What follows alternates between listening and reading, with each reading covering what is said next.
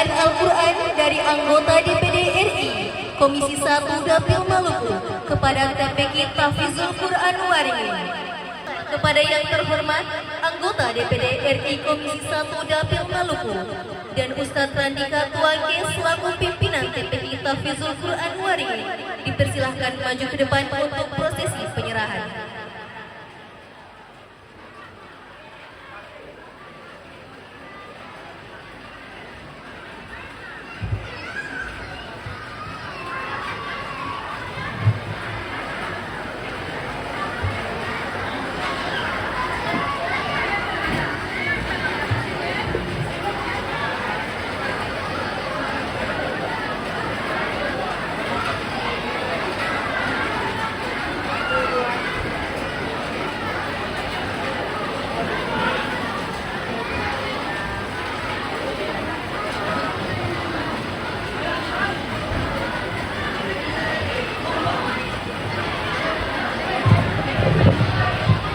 DPD Komisi 1 Dapil Maluku oleh Bapak Haji Bisri Asidik Latu Konsina Esos. Ya, bismillahirrahmanirrahim. Assalamualaikum warahmatullahi wabarakatuh. Ibu-ibu selapar. Assalamualaikum warahmatullahi wabarakatuh.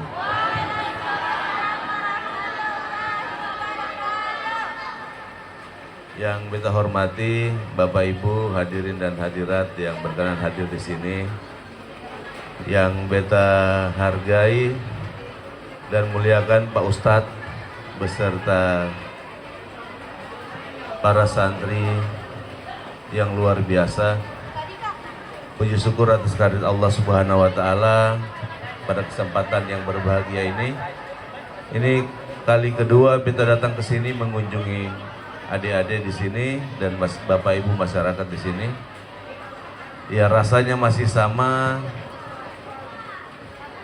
sebuah rasa syukur yang luar biasa melihat anak-anak kita melalui tahap-tahap penting dalam proses pembentukan diri dengan didampingi oleh para orang tua dan para ustadz dan ustazah yang kemudian membimbing mereka untuk menjadi insan Qur'ani. Bapak Ibu sekalian yang beta hormati, momentum seperti ini sejak beta jadi anggota DPD sampai hari ini, beta melihat yang melakukan ritual ini tahunan ini hanya teman-teman di Waringin saja. Ya, harapan beta ini bisa terinfluence menjadi pengaruh baik setiap kompleks-kompleks gang-gang kecil di kota Ambon ini yang didominasi oleh mayoritas adalah masyarakat muslim. Harapan beta ini kemudian bisa menginfluence teman-teman yang lain. Kenapa penting Bapak Ibu sekalian? Karena kecerdasan, kepandaian, ilmu yang tidak diiringi dengan moral, dengan etika, dengan adab, maka semua itu nantinya hanya akan mendatangkan musibah dan bencana, baik bagi manusia maupun bagi alam semesta. Kita tahu benar hari ini kondisi kita di Provinsi Maluku ini Bapak Ibu sekalian, apalagi ketika terjadi efisiensi, kita melewati COVID-19 kemarin, sekarang ada lagi efisiensi, ditambah lagi situasi politik global yang tidak menentu seperti hari ini. Ekonomi akan menjadi sulit di masa depan. Apabila anak-anak kita tidak kita penuhi dengan disiplin ilmu Islam, apalagi Quran, maka kita mengerikan membayangkan Maluku, Indonesia dan dunia di masa depan. Per hari ini Bapak Ibu semua, efisiensi ini melanda seluruh kabupaten kota provinsi. Gubernur kita, wali kota kita, bupati kita berusaha mencari berbagai cara untuk kemudian bisa tetap melakukan pelayanan publik di tengah keberhimpitan ekonomi seperti saat ini. Yang bisa menyelamatkan kita dalam kondisi seperti ini adalah iman. Iman yang lahir daripada akumulasi proses pembentukan karakter anak-anak kita melalui lembaga-lembaga pengajian seperti yang ada di Waringin ini. Maka Pak Ketua RT, ya, seandainya kapan saja Pak Ustadz untuk anak-anak pengajian yang ada di Waringin ini, insya Allah beta 24 jam siap menerima apapun yang teman-teman dari Waringin ini ingin menyampaikan. Dan harapan beta, teman-teman yang punya media sosial di sini, gerakan-gerakan seperti ini harus dibumingkan, harus diviralkan. Sehingga apa? Di Waihaung pun kemudian melakukan hal yang sama. Di Batu Merah melakukan hal yang sama. Paling tidak Bapak Ibu, tidak ada lagi tawuran sesama orang Muslim yang ada di dalam kota Ambon. Itu yang paling tidak, yang pertama. Di kemudian harinya ketika ada kesadaran membaca Al-Quran, mohon izin Pak Ustadz dan Bapak Ibu sekalian, sambil mereka membaca Al-Quran, Masya Allah bisa menghafal Al-Quran. Tapi selipkan juga buat anak-anak kita, jangan lupa membaca terjemahannya. Kenapa?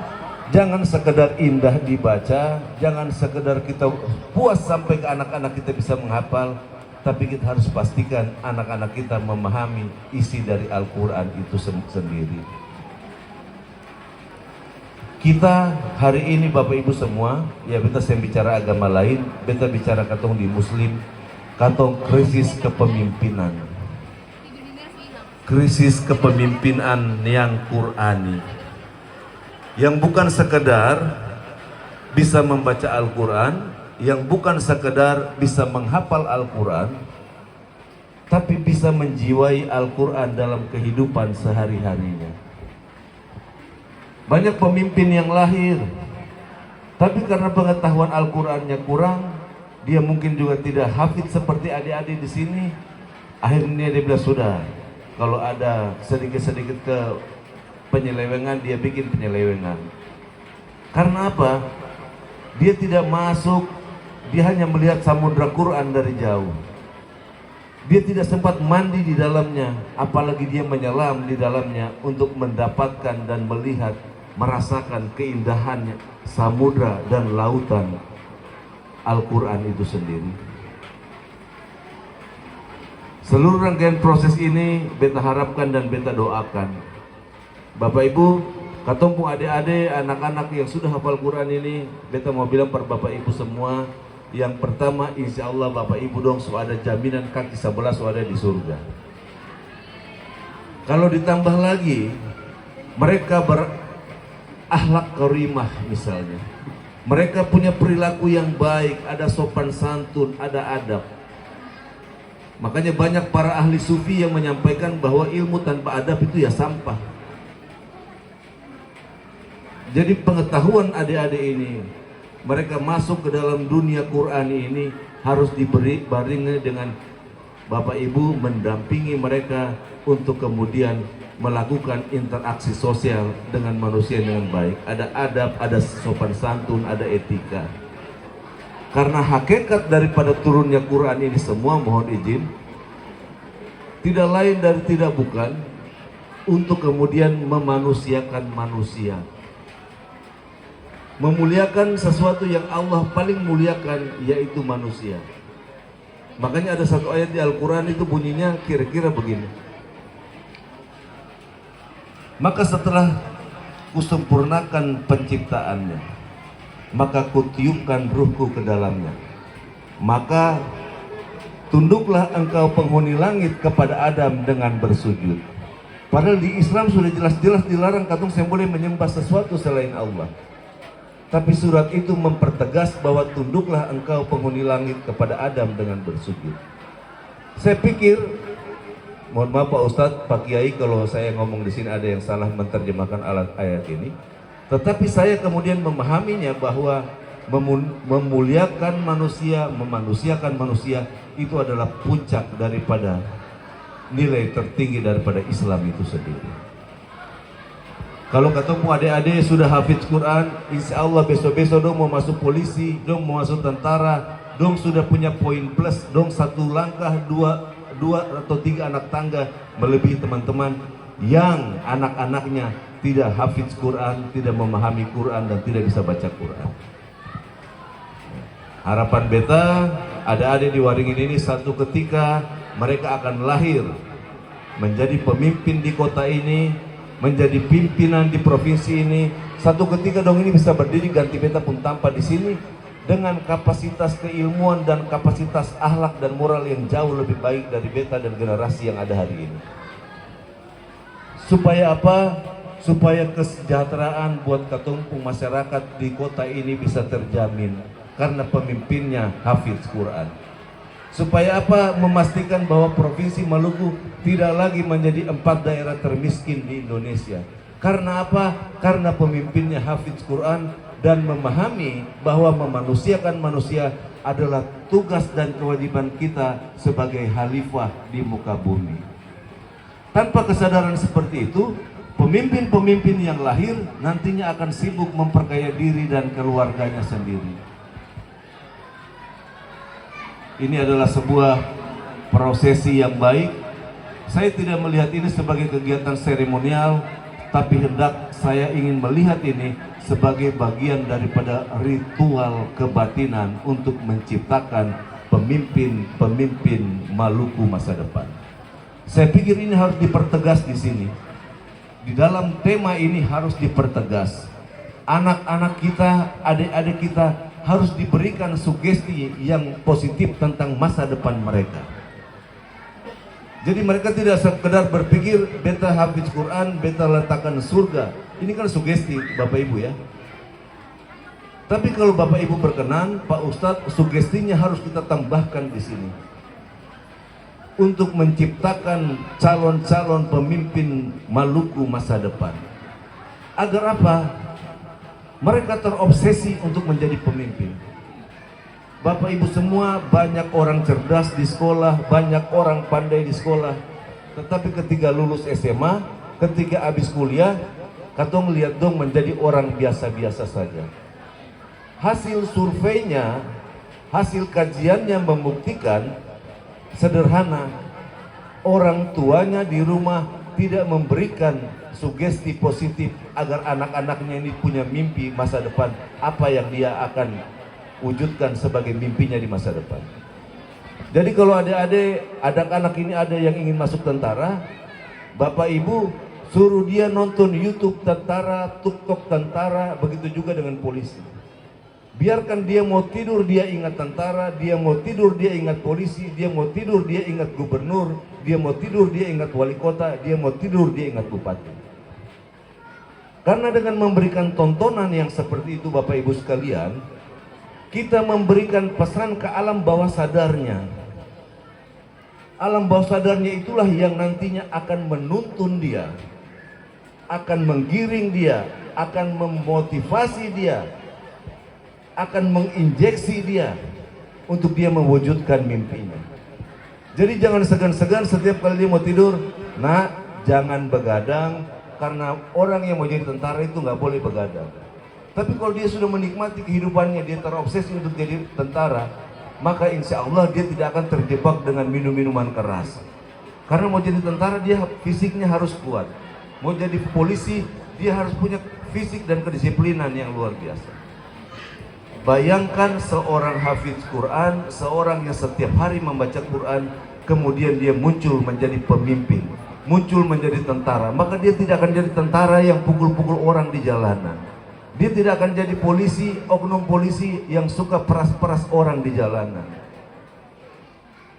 Jadi Bapak Ibu, jangan sekedar bermimpi anak saya, terima kasih ya Allah anak saya sudah menciptakan, membuka pintu surga bagi saya. Satu langkah kaki saya sudah masuk ke dalam surga. Tapi anakku, papa juga akan bahagia kalau engkau bisa mewujudkan masa depanmu. Papa bahagia kalau kamu bisa mewujudkan mimpi-mimpimu. Ya, sehingga menurut beta kegiatan seperti ini dia harus menjadi ritual kebatinan dan kebangkitan sumber daya manusia muslim. Kan sayang kalau seorang santriawan, santriwati habis dia sekolah SMA, dia nggak tahu dia mau ngapa-ngapain. Karena apa? Tidak diberikan mimpi oleh orang tuanya. Bapak Ibu sekalian, mohon izin beta cerita sedikit. Beta dulu kuliah seng betul, tapi jangan diikuti ya. Satu ketika beta mama pulang, beta mama telepon, boy saya pulang di kampung dulu. Mama ada beli sip baju. Ya anak kuliah kan katong pikir, Pak, mungkin mama lagi balik, beta pun jeans bagus, tangan panjang. Bapak Ibu anto balik beta baju safari. Zaman itu anak kuliah siapa yang pakai safari? Dan baju itu beta nggak pernah pakai. Hanya anto suruh beta pakai, lalu anto lihat betapa gagahnya saya menggunakan baju ini nak. Saya pikir beta mama ini jangan sampai strom mulai kapan? Anak kuliah dikasih baju safari mana cocok? Mana anak kuliahnya ini dia sentau kalau anaknya bandel di luar. Tapi Bapak Ibu setiap hari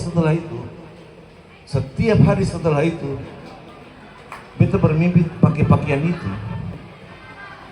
Dan sugesti yang setiap kali makan mama kasih pergatong, setiap kali mau tidur mama kasih pergatong, setiap kali mau berangkat sekolah mama kasih pergatong. Zaman itu belum ada YouTube Bapak Ibu ya. Jadi ibu-ibu kita harus lebih kreatif, lebih konsisten untuk memberikan sugesti dan mimpi buat anak-anaknya. Dan tanpa sadar sampailah beta kepada hari di mana beta berdiri di hadapan Bapak Ibu semua.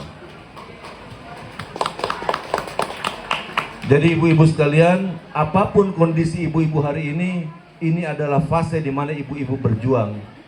Dampingi suami-suami Anda, sabar kepada mereka, tetapi yang paling utama ibu-ibu, ingatlah, di tangan kalianlah anak-anak ini satu ketika akan menggapai mimpinya. Berikan mereka sugesti, berikan mereka mimpi-mimpi tentang masa depan dan pandu kehidupan mereka. Insya Allah dari Waringin ini insya Allah satu saat akan melahirkan pemimpin kota ini, satu saat akan melahirkan pemimpin di kabupaten-kabupaten lain di Provinsi Maluku, satu ketika akan lahir pemimpin Provinsi Maluku, dan satu ketika mereka inilah akan yang duduk dan berdiri menggantikan beta dan beberapa orang yang hari ini ada di Senayan mewakili Provinsi Maluku. Mungkin itu saja dari beta mengucapkan banyak terima kasih sekali lagi. Diundang di acara seperti ini membuat beta sangat bahagia. Ruang di mana beta melakukan refleksi atas beta punya diri dan keluarga. Semoga acara yang baik ini mendatangkan kebaikan bagi kita sekalian, bagi beta, dan semoga teman-teman yang berinisiatif melakukan ini Allah berkahi dan Allah berikan banyak kebaikan. Wallahul muwaffiq ila aqwamit thariq, wabillahi taufiq wal hidayah. Wassalamualaikum warahmatullahi wabarakatuh. Terima kasih.